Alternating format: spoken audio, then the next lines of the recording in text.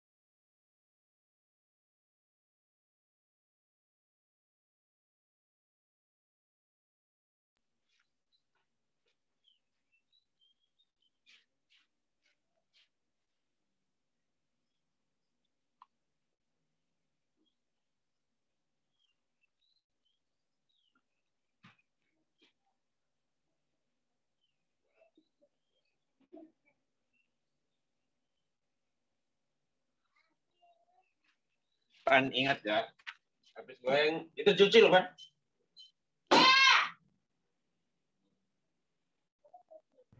Mohon suaranya dinonaktifkan ya.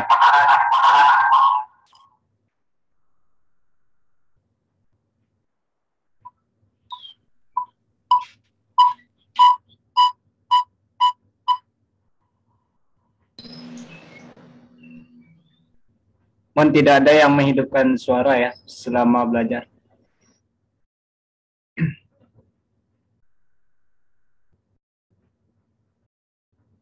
Baik, Assalamualaikum warahmatullahi wabarakatuh. Ya, bagaimana kabar Bapak Ibu semua?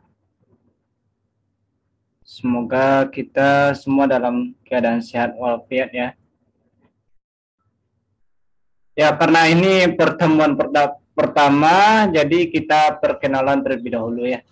Nah, perkenalkan nama saya Rusdi Ahmad.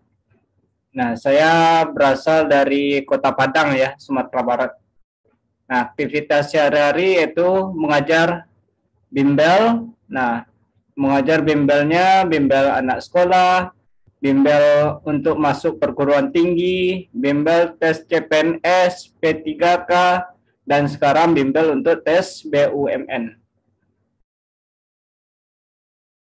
Nah, adapun itu untuk perkenalan singkat ya.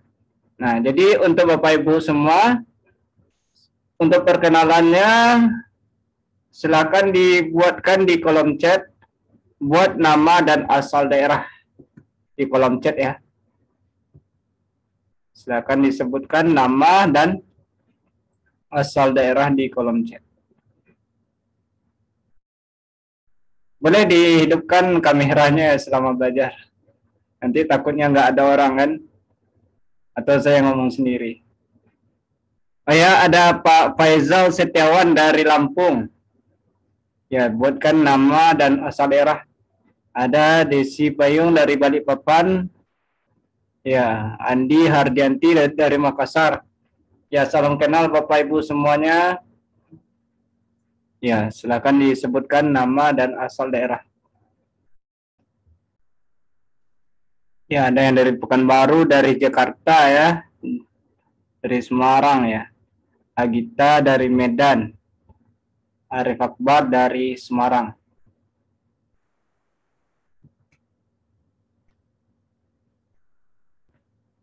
Apakah suara saya bisa didengar dengan jelas, Bapak Ibu? Jelas, Pak. Jelas ya. Ya, nanti kalau misalnya nggak jelas, boleh dikomentari di kolom chat.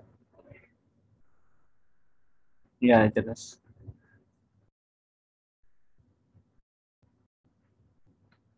Ya, baik. Pada pertemuan pertama ini, kita membahas tentang penjelasan materi TKD Part 1.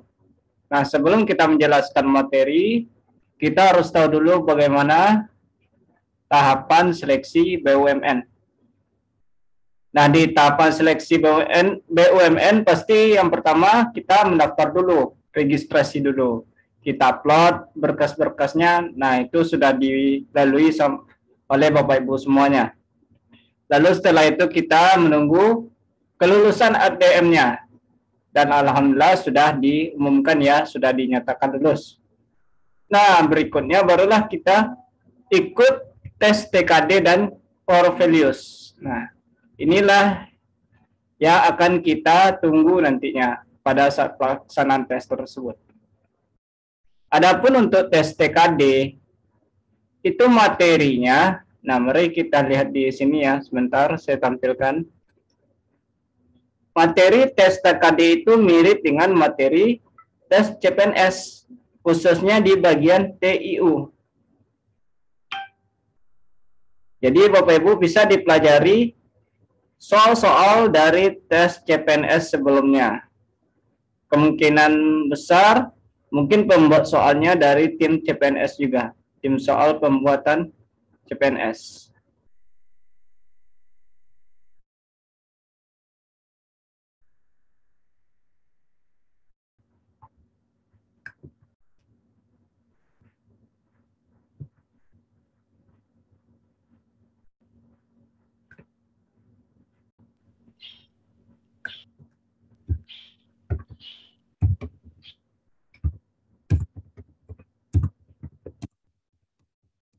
Jadi untuk tahap selanjutnya itu ada dua tes TKD dan Portfolios.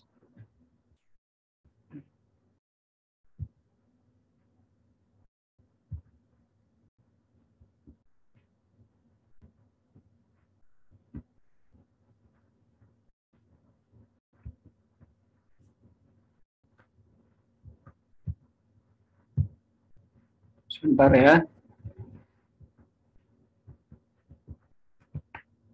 Nah, pada layar, nah di sini kisi-kisi TKD dan Portfolios BUMN. Kemudian ada contoh soal serta jadwal seleksi rekrutmen bersama BUMN. Nah, peserta yang lolos seleksi itu akan mengikuti tes selanjutnya, tes TKD dan Portfolios. Nah, ini dilaksanakan pada tanggal 17 sampai 27 Mei. Apakah sudah keluar jadwalnya Bapak Ibu semua? Sudah. Ya, sudah. Nah, jadi kita fokus ke sini. Nah, ini informasi terkait tentang TKD dan Portfolios.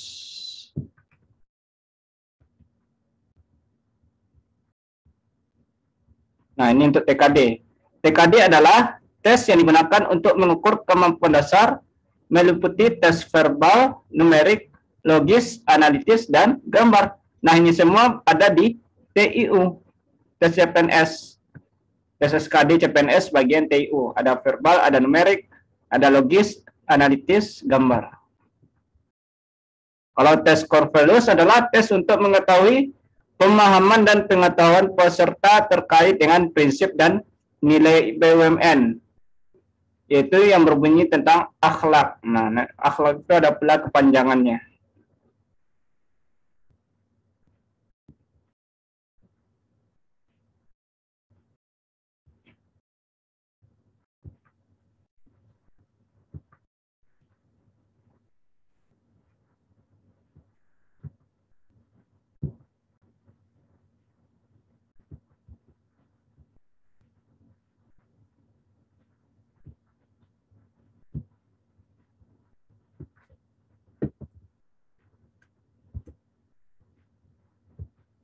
Nah, jadi pada tes TIU itu ada 3 kemampuan ya. Ada kemampuan numerik, kemampuan verbal, kemampuan figural atau gambar.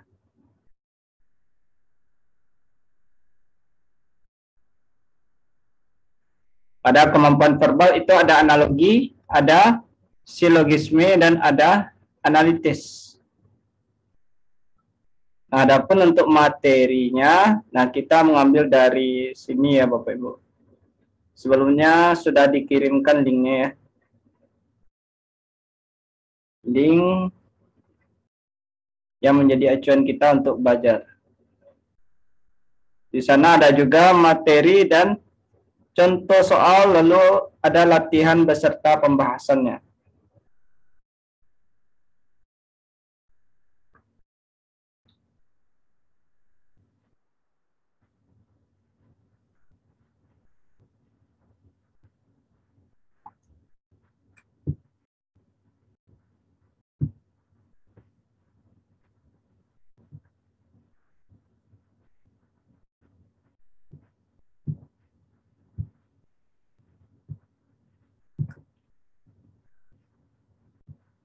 Nah, di sini saya sudah memberikan sebelumnya.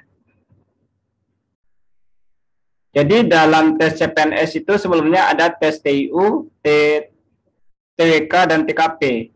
Nah, untuk BUMN kita fokusnya ke bagian TIU.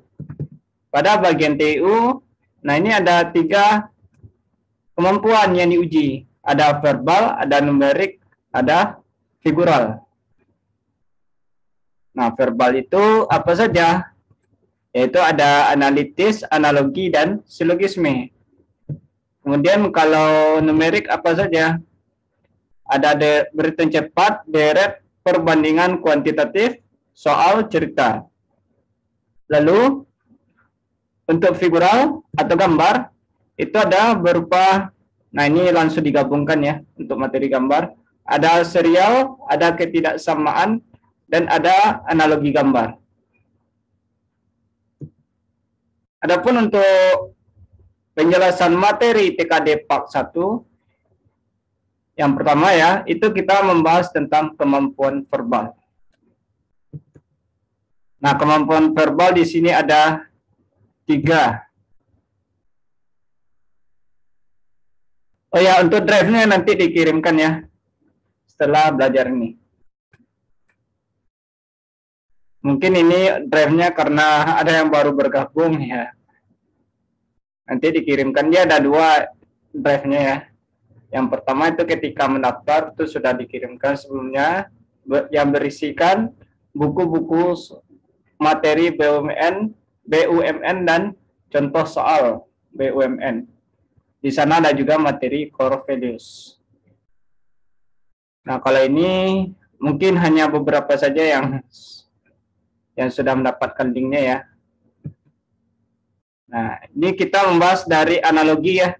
Nah, jadi setiap materi ini kita klik. Misalnya kita mau belajar apa? Mau belajar analogi misalnya. Ambil TIU, lalu ambil verbal, lalu ambil analogi. Nah, di analogi ini mau belajar atau mau bahas soal misalnya. Nah, tergantung. Misalnya kita mengambil materi ya, atau ingin mengerjakan soal, ambil di bank soal. Nah, di bank soal ini berisi kumpulan-kumpulan soal tentang analogi verbal aja. Nah, berarti bisa kita mantapkan di sini. Lalu materi juga. Nah, pertama kita bahas materi analogi verbal.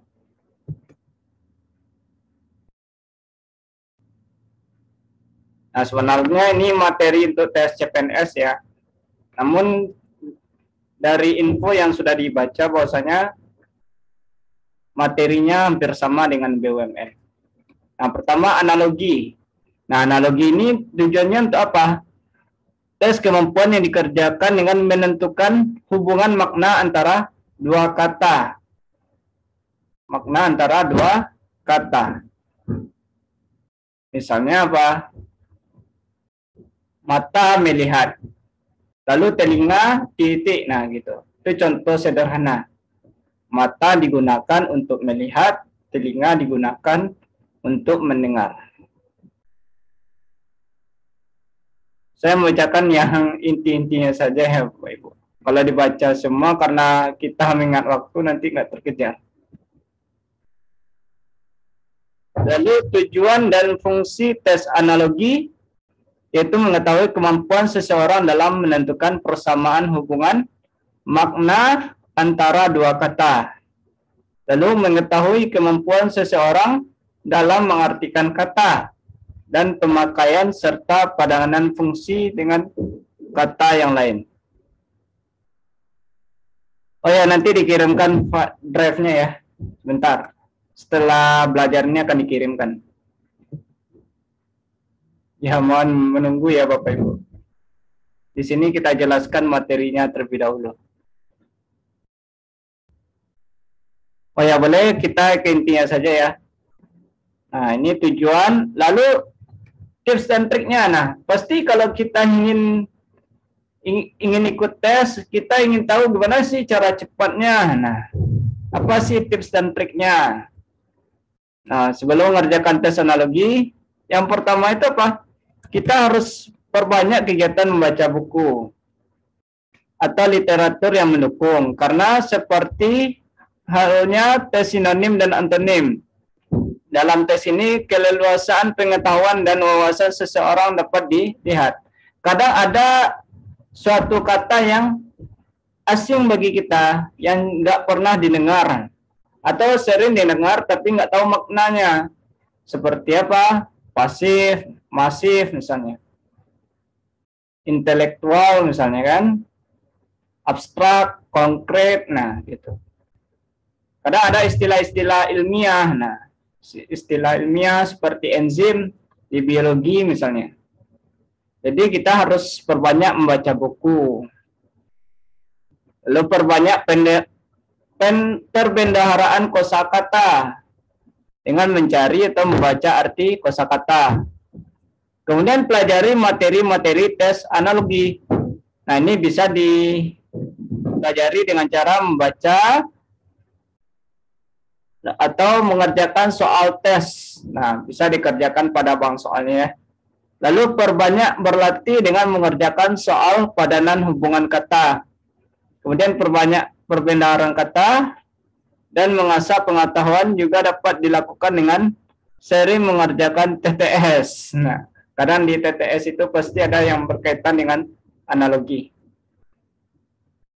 Lalu persiapkan diri dengan istirahat yang cukup ya.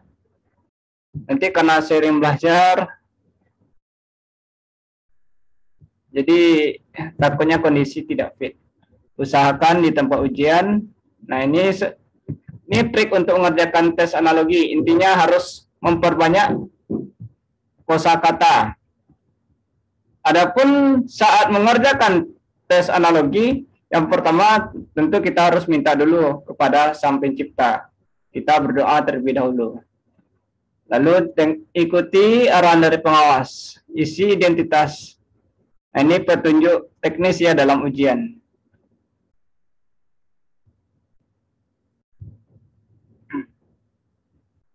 Nah, ini pola-pola analogi. Pola analogi berdasarkan tingkatan di sini ada dua kata ya. Nah, makhluk hidup, titik, minuman, jus.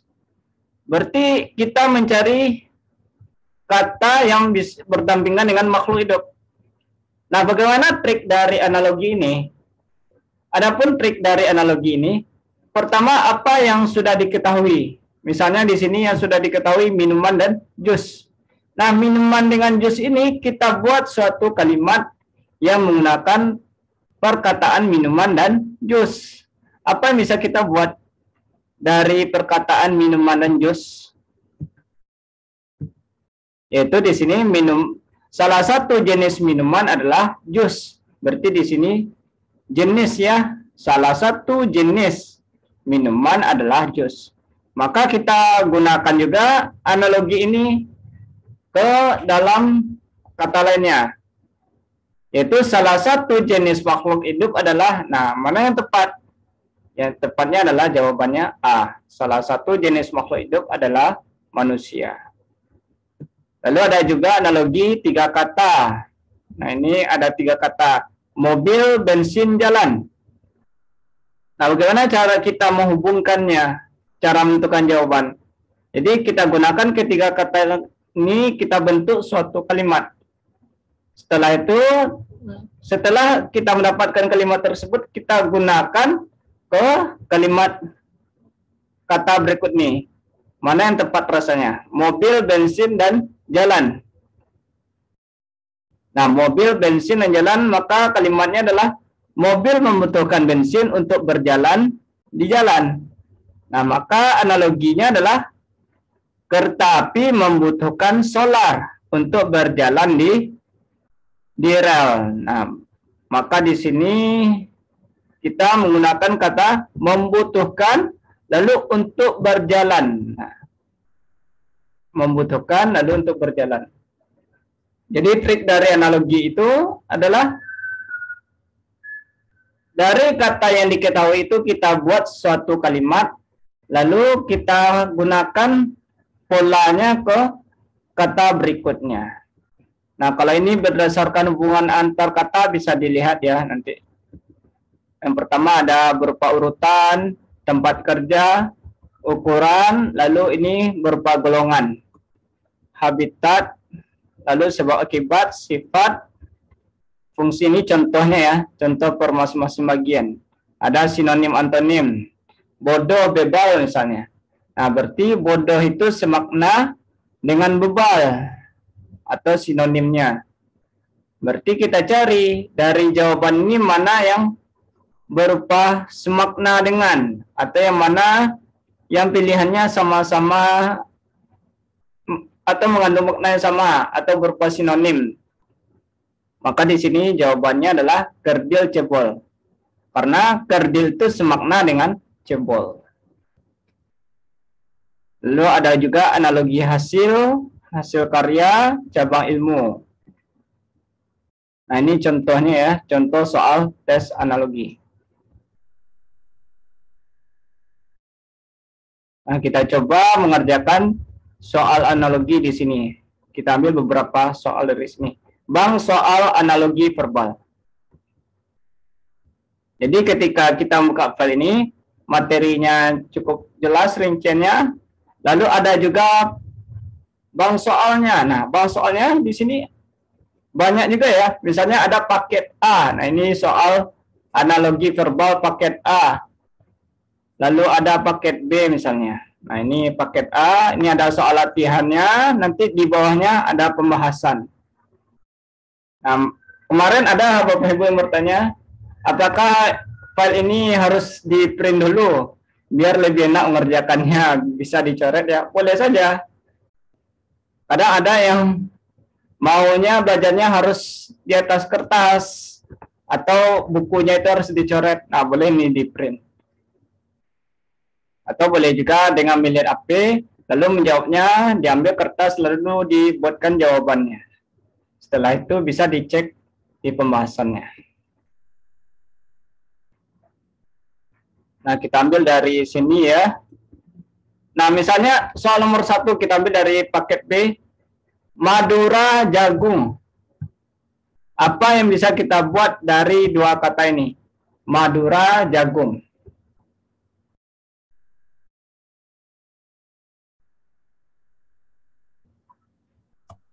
Jagung dari Madura.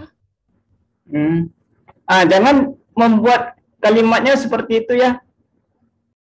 Ya, Bu. Kita membuat kalimatnya dari depan ke belakang. Nah, begitu.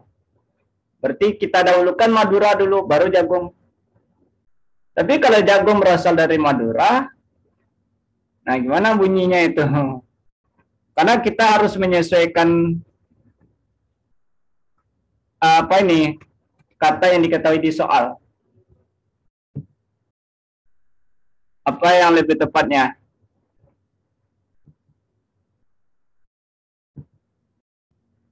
Madura jagung. Atau boleh Orang kita Madura makannya jagung. Orang Maluku makannya sagu. makannya sagu. Ya, bisa juga seperti itu ya. Orang Madura makanannya jagung, Orang Maluku makanannya sagu. Nanti ada juga yang menjawab A, karena di sana ada makanan, ada juga kota. Orang Jogja makan gudeg misalnya. Nah, padahal di analogi ini harus hati-hati.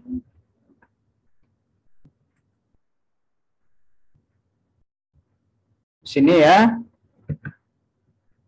Orang Madura makannya jagung. Makanannya jagung. Berarti kalau jawaban yang tepatnya apa? Orang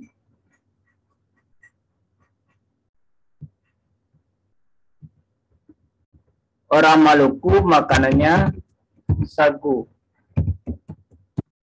Makanannya sagu. Kadang ada pula peserta atau apa yang memilih jawaban A. Karena dia berpikiran seperti itu, orang Jogja makanannya gudeg. Padahal kalau kita buat dalam suatu kalimat, maka ini bermakna seperti ini. Orang gudeg makanannya Jogja. Nah, ini salah. Jadi inilah yang dimaksud dengan analogi. Kita harus bisa membuat kalimat dari kata yang diberikannya.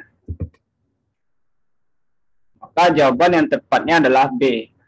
Orang Maluku makanannya sagu. Lalu nomor 2, bongsor kerdil. Nah, apa hubungan antara bongsor dengan kerdil?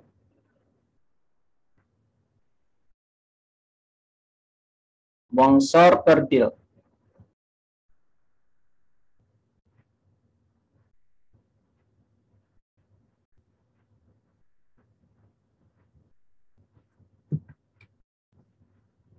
Hubungannya adalah antonim ya. Bongsor itu kecil, besar, kerdil itu kecil. Maka jawaban yang tepat yang mana? Bongsor kerdil. Jawaban yang tepatnya adalah kita cari yang berupa antonim. Apakah yang A, tinggi, antonim dari tinggi adalah besar. Nah, apakah betul atau salah? Jadi di sini hubungannya adalah antonim ya. Antonim dari bongsor adalah kerdil. Berarti kita gunakan pula kepada pilihan gandanya. Kalau yang A, apakah antonim dari tinggi adalah besar? Salah ya. Apakah antonim terbesar dan antonim dari terbesar adalah super? Salah. Antonim dari gemuk adalah sempit. Gemuk sempit. Nah, gimana itu? Antonim dari hijau adalah subur. Salah juga ya. Antonim dari jelita adalah jelek. Nah, kira-kira mana jawabannya? Jawabannya adalah E. Jelita itu semakna dengan cantik. Maka lawannya adalah jelek. Lalu nomor 3, balon udara. Nah, apa yang bisa kita buat dari dua kata itu? Kita harus membentuk suatu kalimat yang menggunakan dengan kata balon dan udara. Jadi untuk analogi verbal, tipsnya adalah kita harus bisa merangkai suatu kalimat dengan kata yang diberikannya.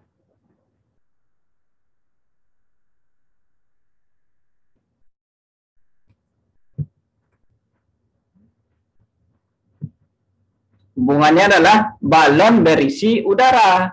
Berarti kita menggunakan kata berisi. Balon berisi udara. Kita coba pada pilihan gandanya.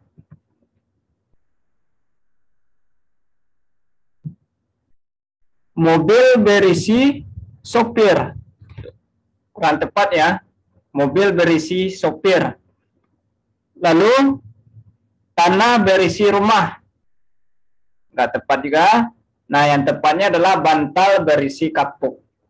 Bantal berisi kapuk. Minyak berisi wajan. Salah. Kemudian semen berisi pasir juga salah. Maka yang tepat di sini adalah bantal berisi kapuk.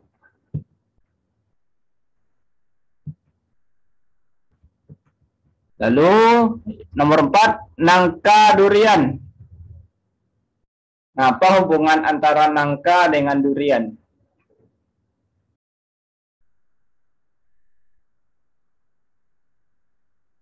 Apa bisa kalimat yang kita bentuk dengan menggunakan nangka durian?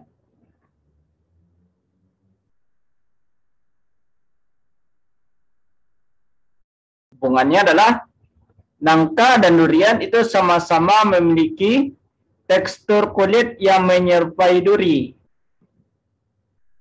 Berarti di sini kata kuncinya adalah memiliki tekstur.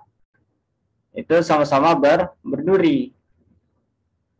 Lalu kita cari mana yang memiliki tekstur yang sama. Maka jawaban yang tepat di sini adalah C. Itu apel dan pir itu sama-sama memiliki tekstur atau kulit yang halus. Maka jawabannya adalah C. Lalu nomor 5, televisi radio. Televisi radio. Apa yang bisa kita gunakan kata hubungnya? Televisi radio.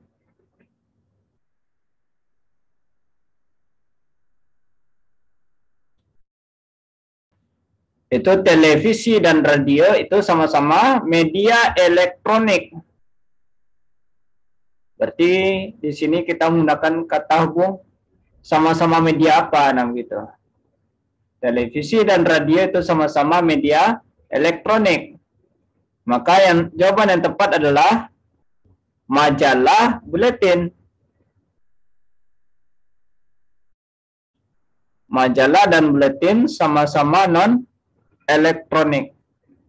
Majalah itu sama dengan surat kabar. Surat kabar dan buletin itu sama-sama media non elektronik. Ya, jawabannya D. Nah, sampai di sini apakah ada pertanyaan terkait tes analogi verbal? Bapak Ibu semuanya? Apakah ada pertanyaan? Jadi sudah dapat tipsnya ya. Nah, jangan seperti soal nomor 1 ini. Kita harus menyesuaikan.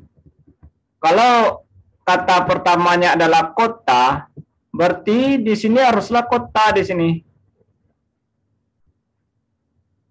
Maka ada pasti jawaban pilihan A itu tereliminasi.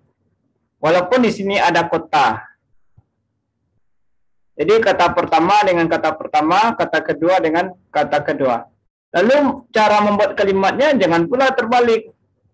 Karena ada hubungan, ada Madura dan jagung. Jadi senak kitanya aja membuat ya, jagung ada di Madura. Nah, tapi pada soal analogi verbal, usahakan kita membuat kalimatnya itu dari yang depan ke yang belakang. Boleh kita membuatnya dengan cara orang Madura makanannya adalah jagung. Orang Maluku makanannya adalah sagu.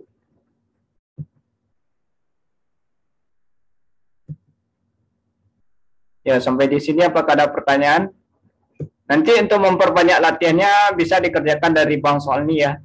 Ini ada paket A, paket B, nah, ada paket C, paket D, banyak ini. Dan di sini, ini soalnya di bawahnya ada pembahasannya. Boleh di print atau boleh juga melihat dari HP atau laptop.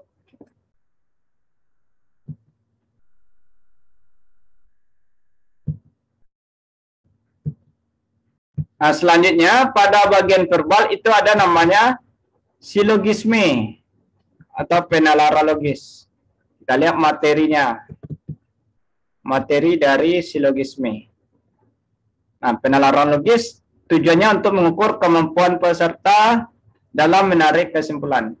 Biasanya kalau penalaran logis ini diberikan 2 kalimat atau 3 kalimat, lalu kita diminta untuk mencari kesimpulan. Ini operasinya ada konjungsi, disjungsi, implikasi, biimplikasi. Nah, ini bisa dibaca ya. Nanti kalau ada misalnya udah dibacakan materi, udah baca materi, Lalu udah dikerjakan soalnya, namun ada yang bingung, boleh kita diskusikan di dalam grup ya, Bapak Ibu semua. Apakah sudah masuk grup di sini semuanya? Kalau ada yang belum, boleh hubungi ya, hubungi saya nanti ya. Nah, di sini yang perlu kita ketahui bagaimana cara menarik kesimpulannya. Di sini ada 3 modus. Yang pertama modus ponen. Modus ponen ada premis 1, premis 2. Intinya kalau dalam modus ponen ini kita cari mana yang kata yang muncul 2 kali. Kata yang muncul 2 kali itu kita coret. Nah, itu triknya. Kata yang muncul 2 kali itu kita coret. Lalu kata yang tertinggal, nah itulah kesimpulannya. Contoh, premis 1, jika kondisi lantai licin maka banyak orang yang jatuh. Lalu premis keduanya, kondisi lantai licin. Nah, mana yang muncul 2 kali? Frasa yang muncul 2 kali, yaitu kondisi lantai licin. Kondisi lantai licin. Nah, misalnya kita coret nih. Jadi yang muncul 2 kali itu kita coret. Kita coret nih. Maka apa kesimpulannya? Kesimpulannya yang nggak ada dicoret nih. Nah, yaitu banyak orang yang jatuh. Nah, itu trik dari silogisme untuk modus ponen. Kemudian modus tolen. Nah, ini hampir sama dengan ponen. Akan tetapi di sini mana yang muncul 2 kali? Nah, mana yang muncul 2 kali ternyata ada 2 makna yang bertentangan. Atau yang satu menggunakan kata tidak atau bukan. Sedangkan yang lainnya tidak menggunakan kata tidak atau bukan. Nah, contohnya di sini, jika Andi juara kelas, maka Andi dapat hadiah. Lalu di sini Andi tidak dapat hadiah. Yang muncul 2 kali yang mana? Andi dapat hadiah. Nah, di sini Andi tidak dapat hadiah. Kita coret aja Andi dapat hadiah ini. Jadi yang muncul 2 kali itu kita coret. Andi dapat hadiah. Nah, maka apa yang tinggal? Kalimat yang tinggal.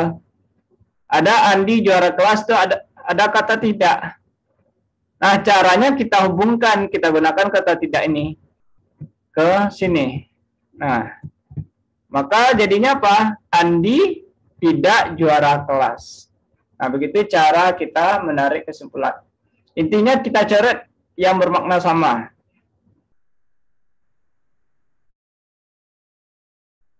Lalu ada pula namanya silogisme. Nah, sebenarnya inilah modusnya. Metode ya. Contoh di sini, jika Vina lulus ujian maka ia mendapat beasiswa. Kemudian jika Vina mendapat beasiswa maka biaya pendidikan menjadi ringan. Nah, mana yang muncul 2 kali? Yang muncul 2 kali adalah ia mendapat beasiswa. Ia ini merujuk ke Vina ya. Nah, ini kita coret. Kita coret yang mendapatkan beasiswa. Maka kesimpulannya apa? Nah, kita hubungkan apa kalimat yang tinggal, kata yang tinggal. Itu jika Vina lulus ujian, maka biaya pendidikan menjadi ringan. Nah, inilah kesimpulannya. Oh, soalnya panjang-panjang ya, misalnya kan. Karena panjang-panjang malah saja membacanya. Padahal triknya simple. Kita cari aja frasa yang sama atau makna yang sama. Nah, setelah kita coret, barulah kita tarik kesimpulannya dengan menggunakan kata yang tertinggal. Nah, ini adalah modus dalam penarikan kesimpulan. Lalu ada juga tipenya seperti ini. Semua. Nah, kalau 2 kalimat yang diawali dengan kata semua, berarti kesimpulannya adalah harus diawali dengan kata semua. Contoh di sini semua hewan membutuhkan air, semua hewan membutuhkan oksigen. Berarti kesimpulannya harus diawali dengan kata semua. Maka kesimpulannya adalah semua hewan membutuhkan air dan oksigen. Kemudian, kalau salah satu kalimatnya diawali dengan kata sebagian, beberapa, terdapat, ada. Nah, maka kesimpulannya juga diawali dengan kata tersebut. Sebagian, beberapa, terdapat, ada. Nah, jadi kalau ada salah satunya yang diawali dengan kata sebagian, maka kesimpulannya diawali dengan kata sebagian. Contoh di sini, semua peserta ujian membawa kartu ujian. Sebagian peserta ujian membawa KTP. Nah, maka kesimpulannya apa? Yang jelas kesimpulannya itu harus diawali dengan kata sebagian. Karena di sini ada muncul kata sebagian. Jadi suatu kalimat yang diawali dengan kata sebagian, maka di sini kesimpulannya harus diawali dengan kata sebagian.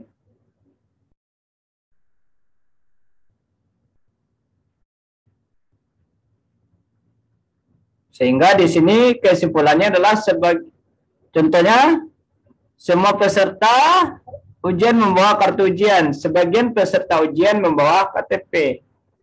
Berarti kesimpulannya sebagian peserta ujian membawa kartu ujian dan KTP.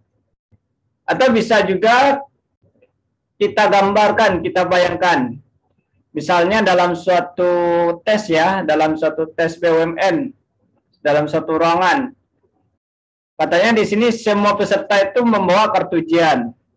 Lalu ada sebagian yang membawa KTP. Nah, berarti kita cocokkan pilihan gandanya dengan keadaan tersebut. Maka kesimpulannya sebagian peserta ujian membawa kartu ujian dan KTP. Artinya ada yang membawa kedua-duanya. Sebagian peserta. Tapi kalau kesimpulannya semua peserta ujian membawa kartu ujian dan KTP. Nah, itu suatu hal yang salah. Karena yang membawa KTP itu hanya sebagian saja, bukan semuanya. Jadi nggak tepat atau kurang tepat kalau diawali dengan kata semua. Maka ini diawali dengan kata sebagian. Lalu premis negatif. Nah, kalau ada suatu kalimat yang diawali dengan kata tidak, maka premisnya juga diawali dengan kata tidak atau bukan. Contoh, di sini semua sekolah membuka pendaftaran peserta didik baru. Lalu, sebagian sekolah tidak menerima pendaftaran secara online. Nah, apa kesimpulannya? Di sini diawali dengan kata semua dan kata sebagian. Maka kesimpulannya harus diawali dengan kata sebagian. Lalu karena ada kata tidak berarti ini bermakna negatif, maka premisnya juga harus negatif, yaitu harus memunculkan kata tidak. Sehingga kesimpulannya adalah sebagian sekolah yang membuka pendaftaran peserta didik baru tidak menerima pendaftaran secara online. Nah, itu contohnya, ini tips dan triknya ya, yang sudah dijelaskan sebelumnya. Yang pertama, pahami masing-masing premis. Premis itu pernyataan. Kalimat pertama, kalimat kedua, kalimat ketiga, lalu tentukan operasinya. Atau boleh juga kita langsung ke penarikan kesimpulannya. Metode apa yang kita gunakan? Lalu kita tentukan apakah dia premis umum, partikular, atau negatif.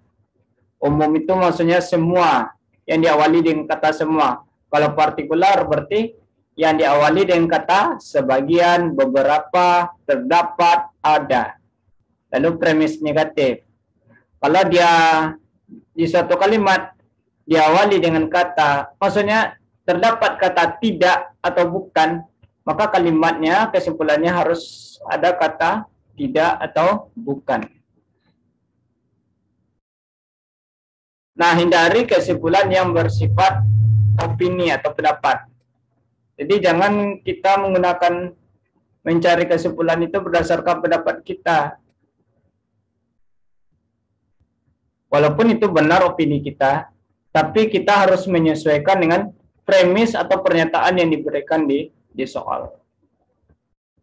Sampai sini apakah ada pertanyaan Bapak Ibu terkait materi silogisme? Cukup. Cukup ya Bapak Ibu.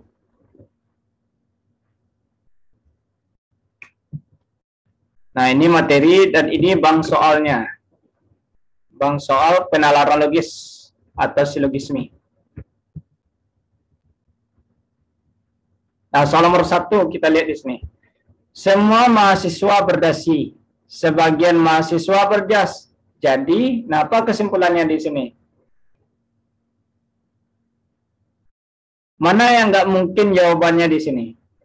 Yang udah pasti salah yang mana? Boleh kita menggunakan sistem eliminasi ya. Kita coret jawaban yang pasti salah. Yang jelas kalau dia diawali dengan kata semua dan diawali dengan kata sebagian, berarti kan ada salah satu yang diawali dengan kata sebagian. Maka kesimpulannya harus diawali dengan kata sebagian. Sehingga jawaban E ini udah pasti salah. Nah, jangan dijawab E nanti Bapak Ibu. Jangan dijawab E untuk soal nomor 1.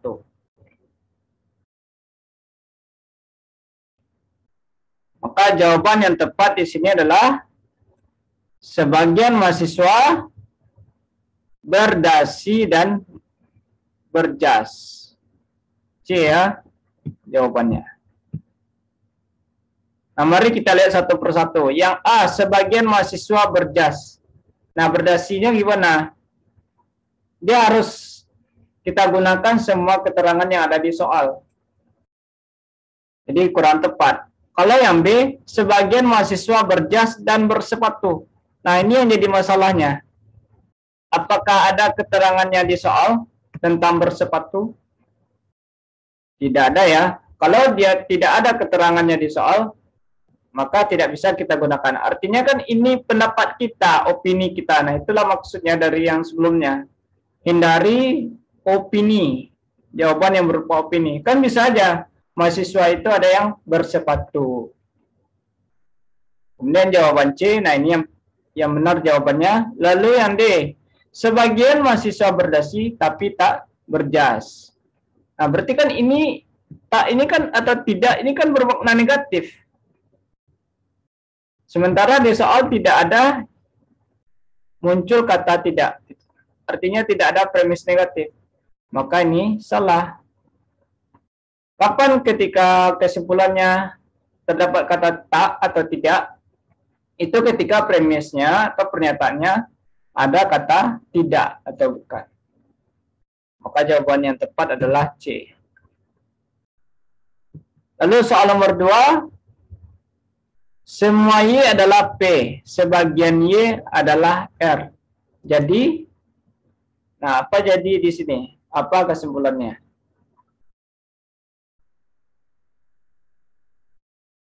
Semua Y adalah P, sebagian Y adalah R. Mana jawaban yang tepat di sini?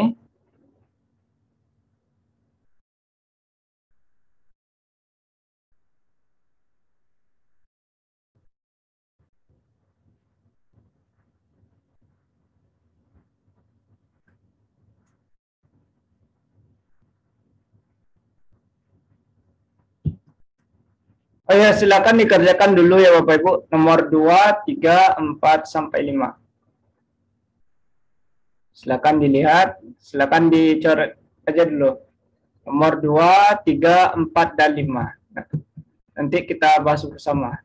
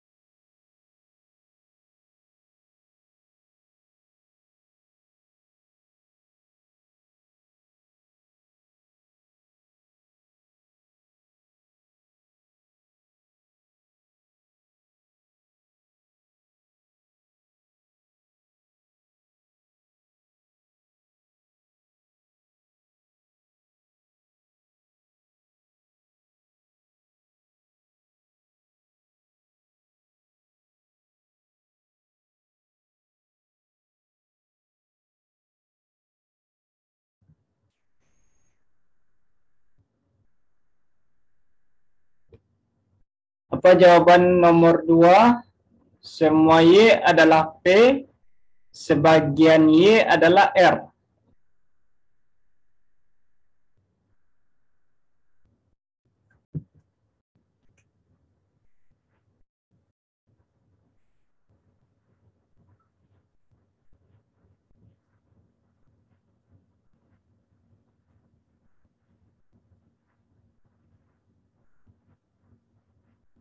Nomor 2, 3, 4, dan 5.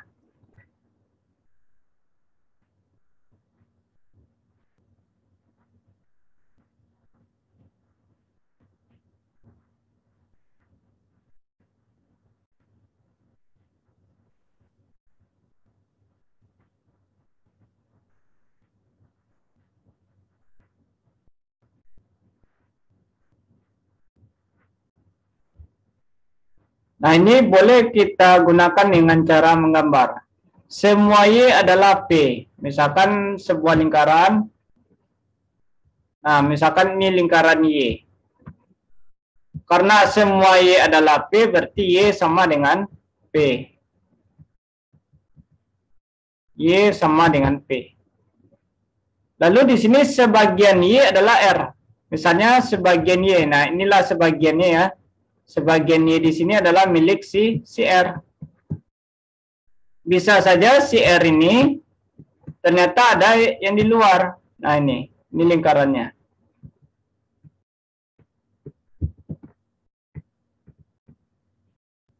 Jadi si R itu ada di bagian si Y, ada juga di luar.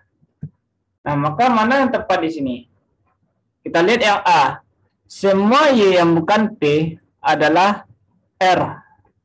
Apakah benar? Semua Y yang bukan P adalah R. Padahal di sini udah jelas Y itu sama dengan P. Katanya semua Y yang bukan P, nah, adalah R. Salah. Kalau Y sama dengan P, apapun si Y pasti juga si P.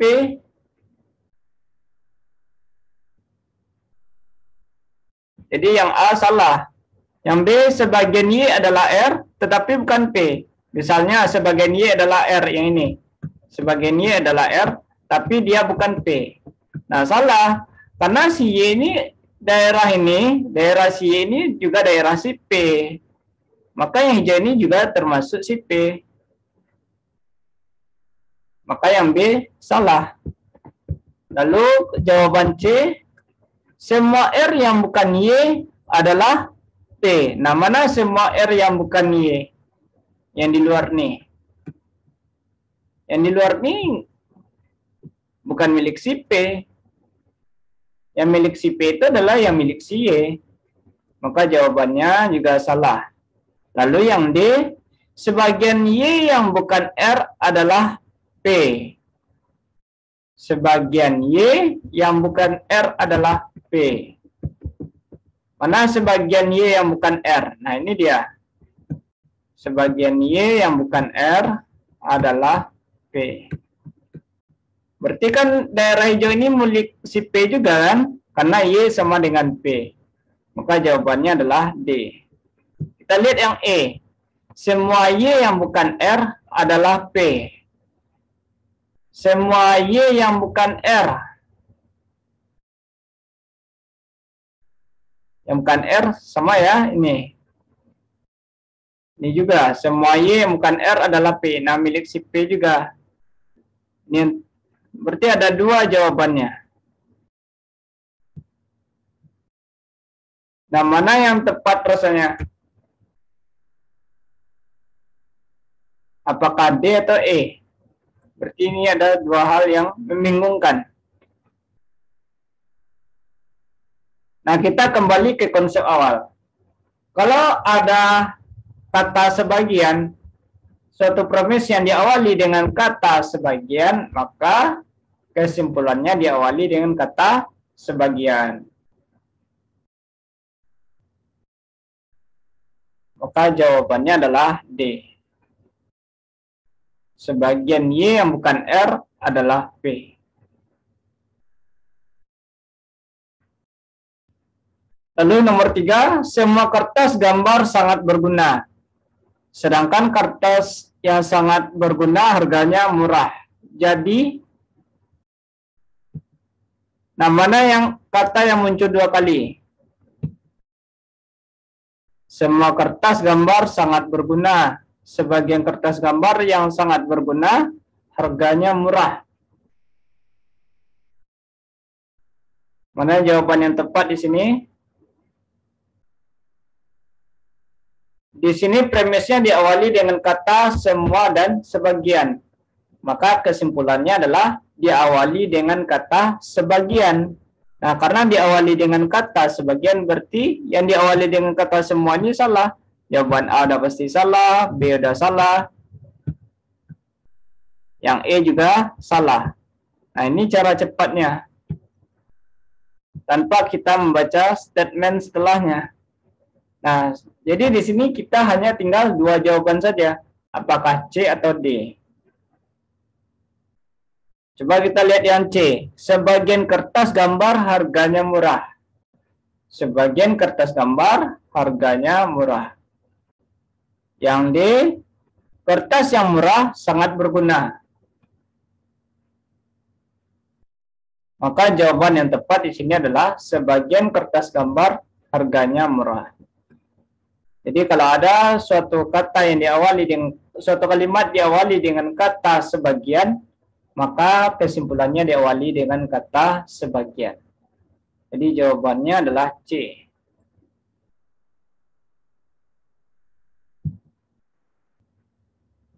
Kemudian soal nomor 4.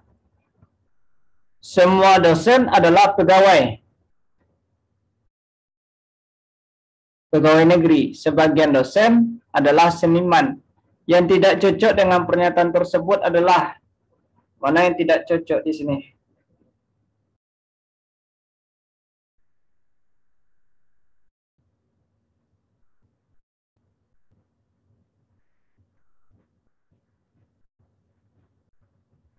Semua sebagian.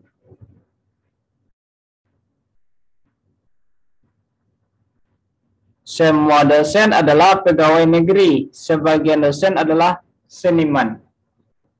Kita mencari yang tidak cocok. Jadi kalau dalam faktanya benar ya. Benar atau salah dalam faktanya. Semua dosen adalah pegawai negeri. Belum tentu. Kadang ada yang swasta misalnya. Yang direkrut dari yayasan universitasnya. Nah, makanya hindari opini di sini. Kita harus menyesuaikan dengan wacana di soal. Yang A, sebagian seniman adalah pegawai negeri.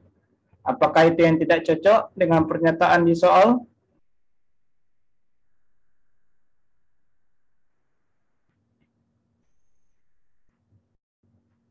Tepat ya. Sebagai seniman adalah pegawai negeri. Karena sebagian dosen adalah seniman. Dan karena dosen itu pegawai negeri, berarti seniman itu juga pegawai negeri. Lalu yang B, sebagian pegawai negeri adalah dosen. Ya, bisa jadi ya, sebagian pegawai negeri adalah dosen. Nah, karena dosen itu adalah pegawai negeri, berarti ada sebagiannya sebagai pegawai negeri itu adalah dosen. Lalu yang C, sebagian seniman adalah dosen. Bisa juga dibalik, sebagian dosen adalah seniman, berarti sebagian seniman adalah dosen. Artinya ada seseorang yang berprofesi dua buah, yaitu dosen dan seniman. Berarti ada sebagian seniman adalah dosen. Lalu yang D, semua seniman adalah pegawai negeri. Semua seniman adalah pegawai negeri. Nah, ini belum tentu karena tidak ada keterangan yang menyatakan semua seniman itu pegawai negeri. Yang ada hanyalah semua dosen adalah pegawai negeri. Maka inilah pernyataan yang tidak cocok. Lalu yang E, sebagian dosen adalah pegawai negeri dan seniman. Ya benar. Karena sebagian itu ada yang pegawai negeri dan ada yang seniman. Maka jawaban yang tepat di sini adalah D. Pernyataan yang tidak cocok yaitu semua seniman adalah pegawai negeri.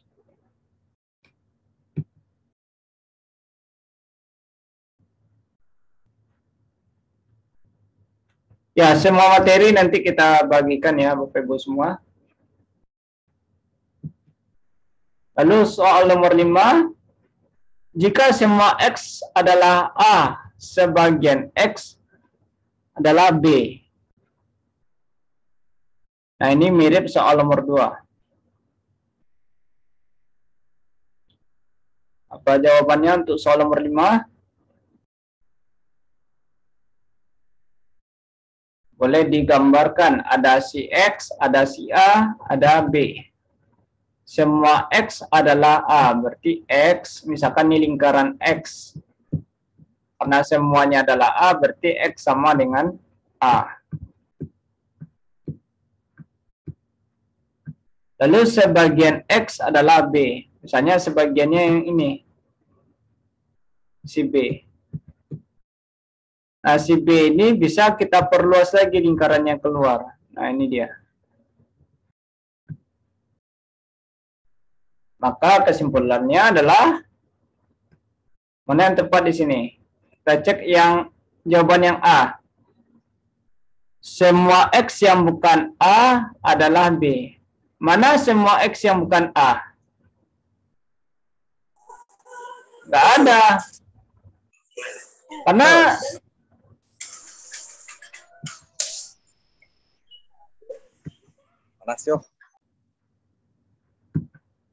nggak ada ya. Karena semua X itu milik si A. Berarti otomatis semua X yang bukan A adalah B. Salah. Kalau ada di A, ada juga di B. Nah, ini kurang tepat. Lalu yang B, semua X yang bukan B adalah A. Mana semua X yang bukan B? Semua ini bagian si B, berarti yang bukannya adalah yang di luar ini, yang berwarna hijau. Nah, semua X yang bukan B adalah si A. Berarti benar ya, ini termasuk daerahnya si A. Kemudian yang C, semua B yang bukan X adalah A. Semua B yang bukan X, mana yang bukan X? Yang bukan X yang di luar nih. Nah, apakah ini milik si A? Enggak milik si A. Karena yang milik si A itu hanyalah si X aja. Maka C juga salah. Yang D, semua A yang bukan X adalah B. Semua A yang bukan X. Mana semua A yang bukan X? Padahal A itu udah sama dengan si X. Berarti nggak ada daerahnya. Dikatakan pula ini adalah B. Nah, jadi nggak ada daerahnya. Karena nggak ada, maka bukan itu kesimpulannya. Kemudian semua X adalah A dan B. Apakah semua X itu adalah A dan B?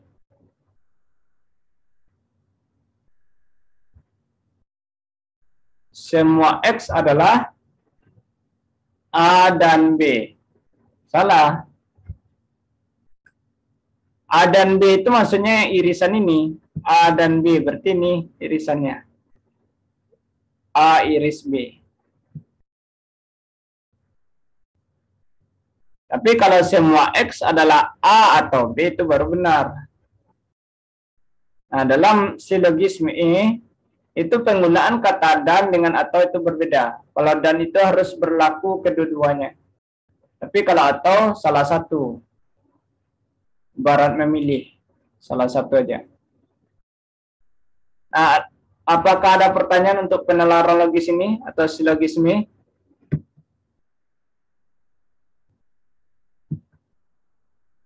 Jadi trik untuk silogisme ini adalah kalau suatu kalimat yang diawali dengan kata semuanya, semua, nah semuanya bisa juga dengan kata, bermakna sama dengan kata setiap ya. Setiap, semua mahasiswa, setiap pegawai negeri misalnya.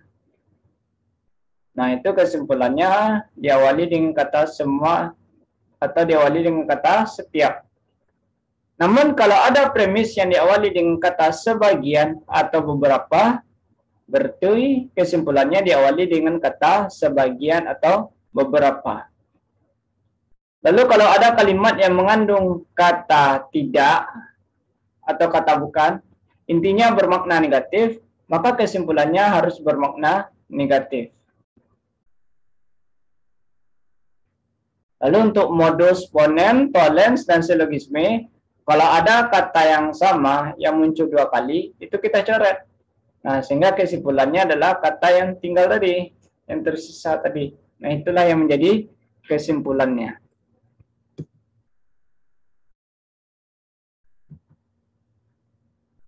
Ini apakah ada pertanyaan terkait materi silogisme?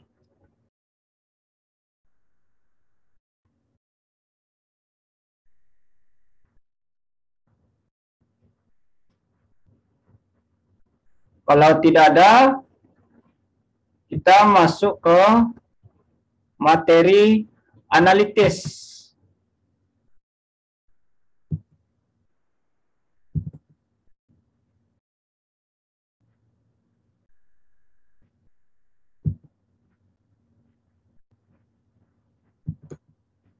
Analitis itu biasanya berkaitan dengan urutan. Tes ini bertujuan untuk mengukur kemampuan peserta dalam menganalisis informasi yang diberikan dalam menarik kesimpulan. Diberikan beberapa kalimat, biasanya ini panjang kalimatnya, sampai 10 kalimat kadang-kadang, karena banyak sekali ketentuannya. Misalnya dalam urutan tinggi badan, berat badan, mengurutkan nilai, atau mengatur tempat duduk. Tempat duduk bisa berbaris atau berlingkaran. Nah, itu tergantung kondisi di soal. Nah, kita lihat materinya.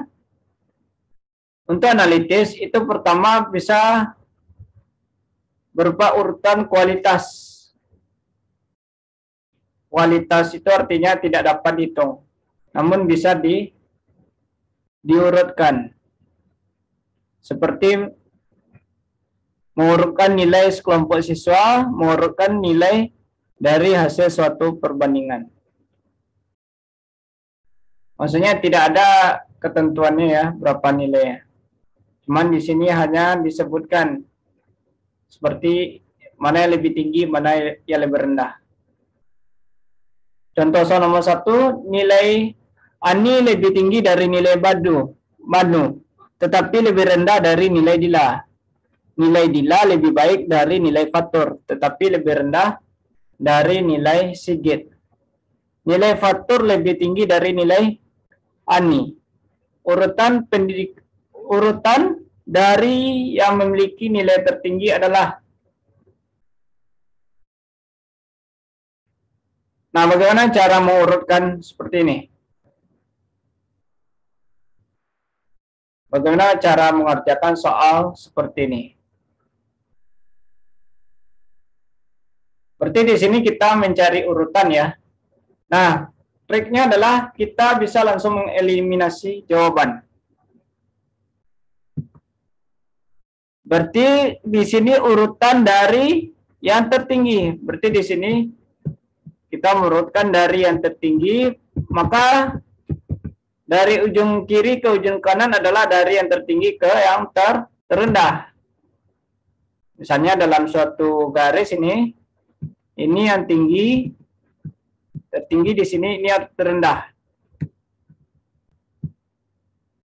Nah, bisa kita menggunakan eliminasi jawaban. Pernyataan pertama, nilai Ani lebih tinggi dari Banu. Berarti kalau kita buat seperti ini, siapa yang di kiri, siapa yang di kanan? Untuk kalimat pertama, nilai Ani lebih tinggi dari nilai Banu. Berarti urutannya adalah yang tertingginya Ani, terendahnya Banu. Maka urutannya Ani, Banu. Nah, mana yang salah di sini? Kita lihat jawabannya A. Ani banu. Ini udah benar ya. Ani banu. Yang B, ani banu. Jawaban C, ani banu. Jawaban D, ani banu. Jawaban E, banu ani. Nah, ini salah nih. Maka jawaban E udah pasti salah. Jadi langsung kita coret. Karena seharusnya adalah ani banu. Sesuai urutan tadi.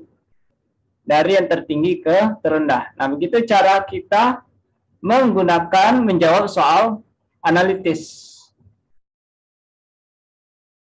Kita coret aja ya, jawaban yang salah. Karena nggak mungkin jawabannya E. Udah ketebak di sana.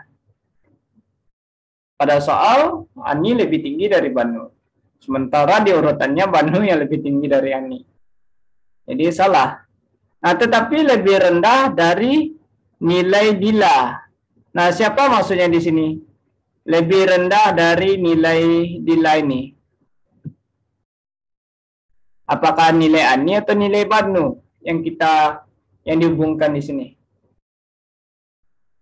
Nilai ani lebih tinggi dari nilai banu, tetapi lebih rendah dari nilai dila.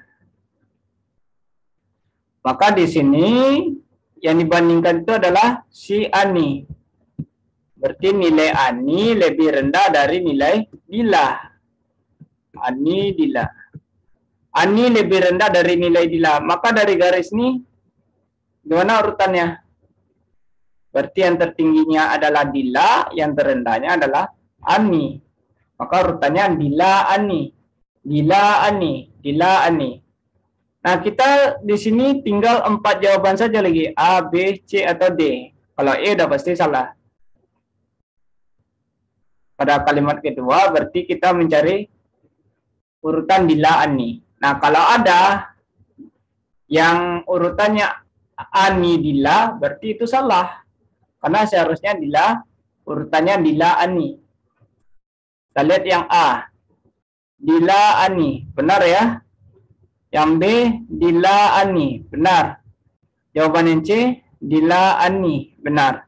Jawaban yang D, dila ani. Berarti juga benar. Berarti benar semuanya, kecuali jawaban yang E. E itu sudah kita eliminasi jawabannya dari awal. Kemudian nilai dila lebih baik dari nilai faktor. Berarti dila lebih tinggi dari faktor. Maka urutannya dila faktor. Nah, kita cari hubungan antara nilai dila dan faktor. Dila faktor. Nah, pada jawaban A terdapat faktor dila di sini. Faktor dila. Seharusnya apa? Dila faktor. Karena yang lebih tinggi itu si dila, bukan si faktor. Maka jawaban A udah pasti salah. Kita coret yang A. Dila faktor ini. Seharusnya adalah dila faktor. Karena dila itu lebih tinggi dari faktor. Lalu jawaban B, dila faktor. Benar ya? Jawaban C, dila faktor. Benar. Jawaban D, dila faktor. Benar. Nah, dari sini kita hanya tinggal 3 opsi saja. B, C, dan D. Apakah jawabannya B, C, atau D? Kalau A dan E itu udah pasti salah. Kemudian kalimat berikutnya tetapi lebih rendah dari nilai sigit. Nah, siapa yang dihubungkan dengan sigit ini? Kita lihat kalimatnya, nilai dila lebih baik dari nilai faktor, tetapi lebih rendah dari nilai sigit. Berarti di sini nilai sigit ini dibandingkan dengan nilai dila. Artinya apa? Dila lebih rendah dari sigit. Dila lebih rendah dari sigit. Nah, kalau urutannya di sini gimana jadinya? Dila itu lebih rendah, sigit itu yang lebih tinggi. Berarti urutannya adalah sigit dila. Sigit dila. Berarti urutannya sigit dila. Kita lihat yang B. Sigit dila. Benar. Yang C. Dila sigit. Nah, ini salah nih. Dila sigit. Seharusnya sigit dila. Yang D. Sigit dila. Benar. Nah, ada tereliminasi 3 jawaban. Sekarang kita tinggal menentukan apakah jawabannya B atau D. Lalu nilai faktor lebih tinggi dari nilai ANI. Berarti urutannya faktor ANI. Kita lihat jawaban B dan D. Faktor ANI. Faktor ANI. Nah, di jawaban B, di sini ANI faktor. Seharusnya faktor ANI. Jadi jawaban B salah. Lalu yang D faktor ANI. Nah, ini udah benar. Ternyata di sini jawabannya adalah D. Jadi urutan yang tepatnya adalah Sigit, Dila, Fatur, Ani, Banu. Jadi seperti itu cara kita mengurutkannya.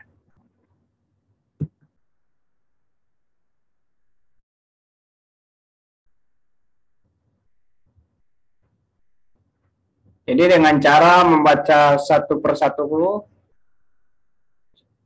kita baca kalimatnya satu persatu, lalu kita hubungkan setiap pilihannya.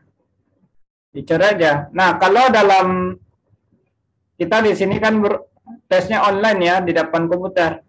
Nah, kita sediakan kertas buram, lalu kita buat di kertas buramnya itu yang bertuliskan opsinya A, B, C, D, E. Nah, misalnya A, B, C, D, E. Nah, ini di kertas buramnya. Nah, kalau ada yang salah, itu kita coret. Suaranya ya untuk di mute kan. Nah, misalnya jawaban A udah pasti salah, kita kasih tanda salah. Lalu jawaban B udah pasti salah. Jawaban D udah pasti salah. Jawaban E udah pasti salah. Ini permisalannya ya. Nah, maka jawabannya adalah C.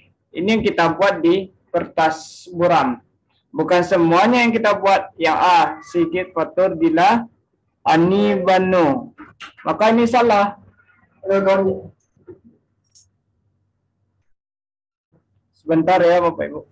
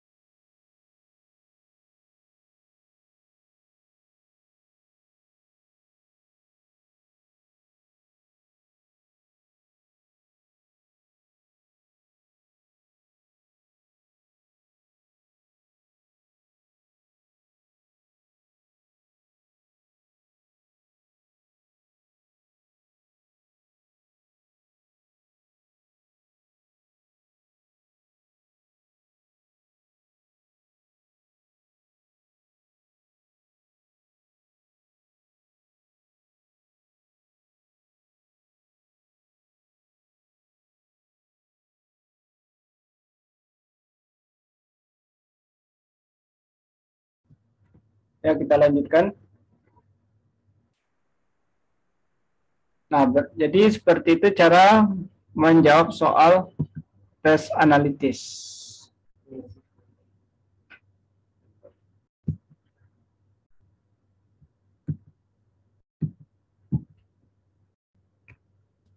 Nah, ini sama, ini bisa juga diterapkan pada nomor 2.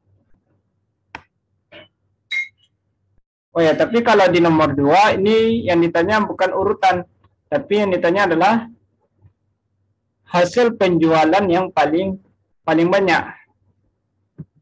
Nah, kita lihat di sini, 5 orang pedagang pasangan menghitung hasil penjualan dalam 1 hari. Pedagang 3 lebih banyak menjual dari pedagang 4. Nah, kata kuncinya di sini kita mencari pedagang mana yang paling banyak.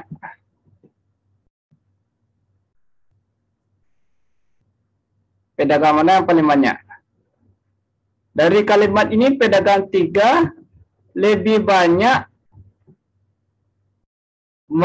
menjual dari pedagang 4. Lebih banyak menjual dari pedagang 4.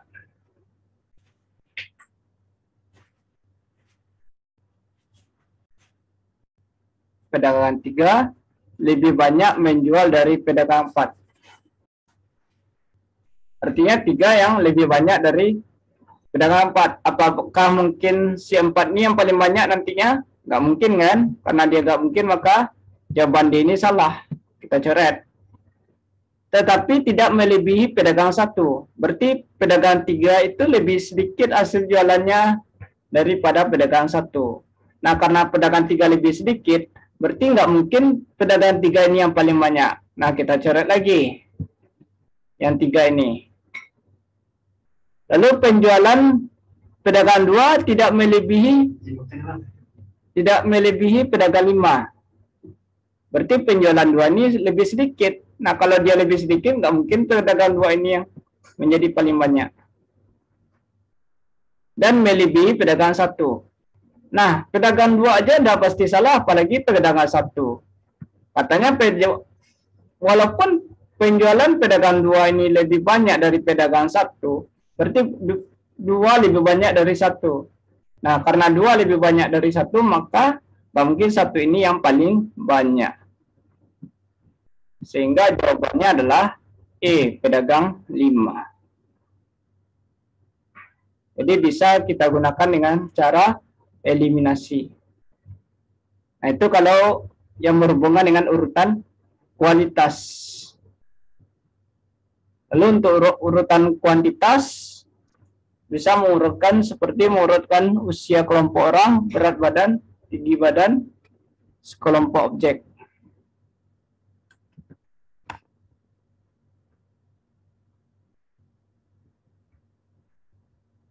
Nah, soal nomor 1 contohnya di sini. Kita gunakan dengan cara sebelumnya ya. Nah, untuk analitis itu langsung kita tuju ke soal. Apa yang ditanya? Yang ditanya di sini adalah urutan umur mereka dari yang termuda. Berarti dari yang termuda ke yang tertua. MT, dari yang termuda ke yang tertua. Nah, kita cari mana jawaban yang pasti salah. Yang pasti salah itu kita coret. Nanti akan tinggal satu jawaban. Nah, itulah jawaban yang benar. Kita baca soalnya, Intan sekarang berusia 12 tahun. Sedangkan umur Anto 2 kali lebih tua dari umur Badu. Berarti Anto lebih tua dari Badu. Nah, kalau Anto lebih tua dari Badu, maka urutan dengan garisnya apa?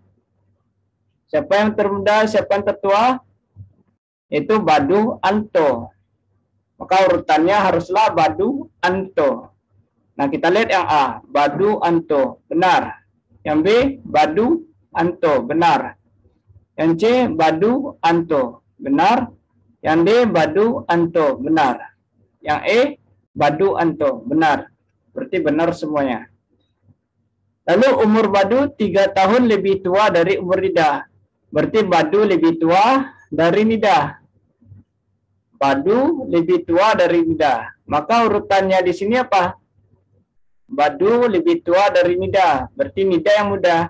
Nida, Badu. Kita lihat yang A. Nida, Badu. Benar. Yang B, Badu, Nida. Nah, ini salah. Seharusnya Nida, Badu. Kita coret. Maka jawaban B bukan pilihannya.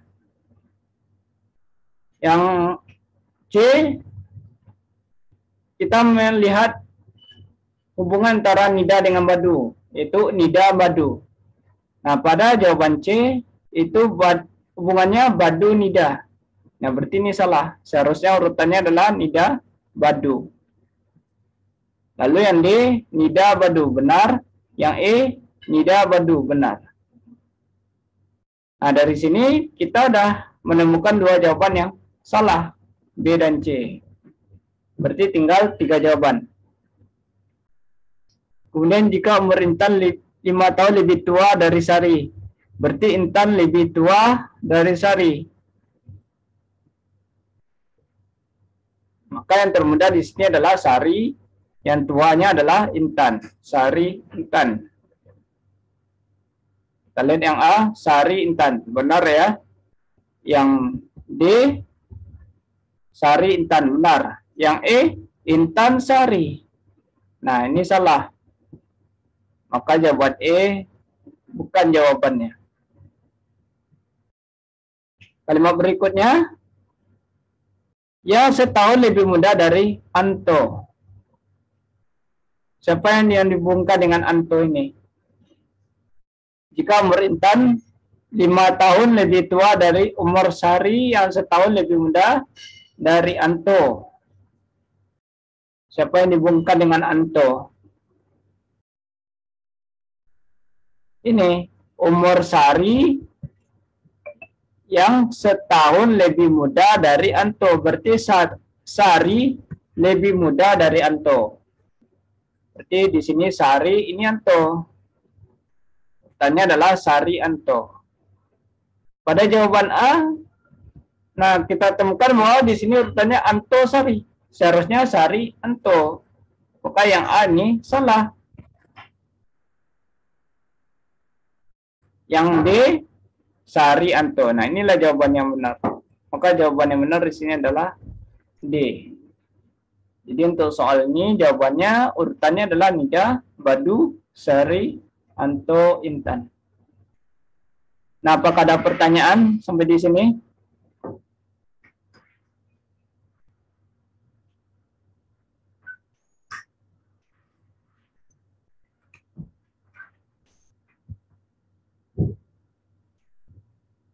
Cukup ya.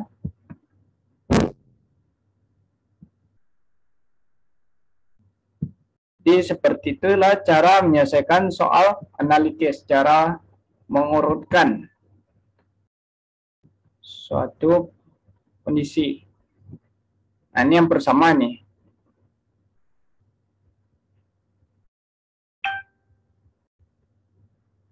Lalu yang kombinatorik, di sini kita lihat. Nah, kalau soal analitis itu langsung kita baca ke soalnya, apa yang ditanyakan. Di sini yang ditanyakan adalah kemungkinan posisi tempat duduk mereka dalam satu deretan. Berarti kita mencari tempat duduknya. Di mana urutannya. Kita baca. Ada 5 mahasiswa A, B, C, D, E yang mengikuti sebuah seminar A. Yang mengikuti sebuah seminar. A dan D berasal dari fakultas yang sama.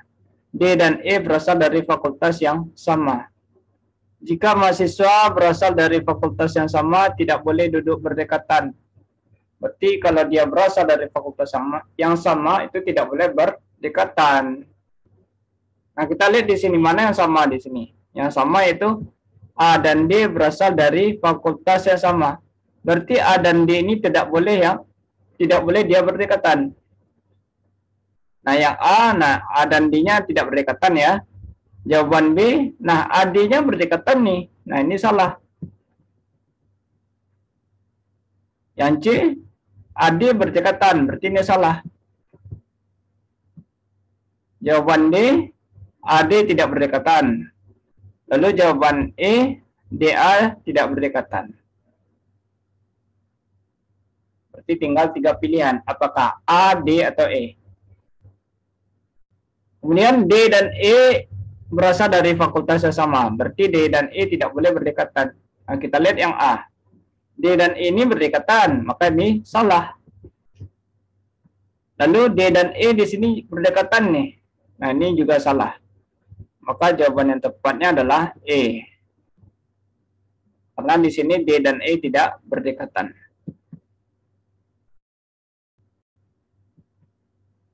Jadi jawaban yang tepat di sini adalah E.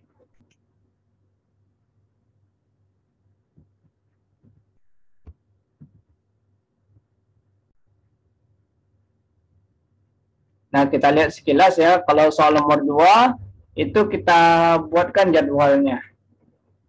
Kalau soal nomor 3, sama dengan ini. Nah, karena kita waktunya terbatas ya, sampai pukul 15.00 waktu Indonesia bagian Barat. Nah, sampai di sini apakah ada pertanyaan? terkait materi TKD part 1. Cukup, Pak. Cukup ya. Jadi kita yang part 1 ini membahas tentang kemampuan verbal, yaitu analogi, silogisme, analitis. Ada dijelaskan gimana tips dan triknya cara menjawab soal tersebut. Nah, apakah ada pertanyaan lainnya? Nanti kalau ada yang ragu bisa didiskusikan di dalam grup.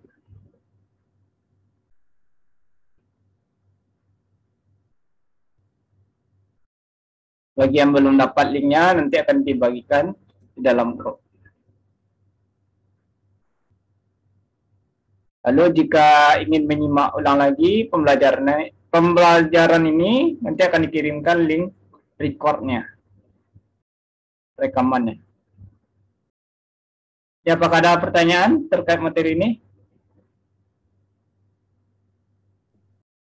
Sudah, Pak. Sudah ya.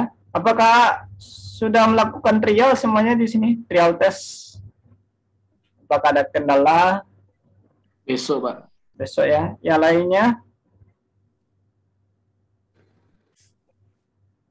Besok, Pak. Ya. Sudah. Besok jam Besok 2. Pak, besok jam 8. Besok jam 2, Pak. Iya. Besok jam 2. Besok ya kan? Ya, baik. Ya, apakah ada pertanyaan? Kalau tidak ada pertanyaan, kita cukupkan sampai di sini ya. Mohon maaf kalau ada kesalahan. Assalamualaikum warahmatullahi wabarakatuh. Nanti kita Terima kasih. ya kita sambung jam 4 ya kan? Kita sambung jam 4 karena mau sholat dulu, sholat asar dulu ya. Sekitar jam 4 atau setengah 5 paling lama kita mulai. Baik, Pak. Ya, Baik. Ya boleh di live kan dari grup ini.